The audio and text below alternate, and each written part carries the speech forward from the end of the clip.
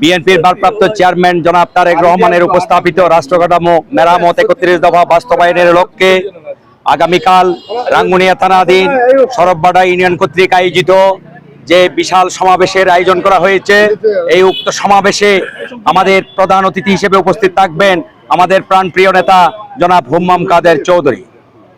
আমি সর্বপ্রথম যে কষ্ট করেছেন, যে ত্যাগ স্বীকার করেছেন, যে পরিশ্রম করেছেন, সেই হিসেবে রাঙ্গুনিয়া উপজেলার পক্ষ থেকে আমি এই সরববাডা ইউনিয়নের নেতৃবৃন্দ এবং সকল স্তরের জনগণকে অভিনন্দন জানাচ্ছি। সাথে সাথে আপনাদের মাধ্যমে সারা রাঙ্গুনিয়ার মানুষকে আহ্বান করছি যে আগামীকাল যে জনসভা হবে, সেই জনসভায় সকল স্তরের মানুষকে আসার জন্য উদাত্ত আহ্বান জানাচ্ছি এবং এটা দিয়েই প্রমাণ করতে চাই যে রাঙ্গুনিয়ার মানুষ সেই সালাউদ্দিন কাদের চৌধুরীর সন্তান হুম্মাম কাদের চৌধুরীকে এমপি হিসেবে চাই। সেটার প্রমাণ আগামীকাল ইনশাল্লাহ সরববাডীবাসী প্রমাণ করবে। এই আশাবাদ ব্যক্ত করে আমি আমার বক্তব্য শেষ করছি। আসসালামু আলাইকুম ওয়া রাহমাতুল্লাহি ওয়া বারাকাতুহু।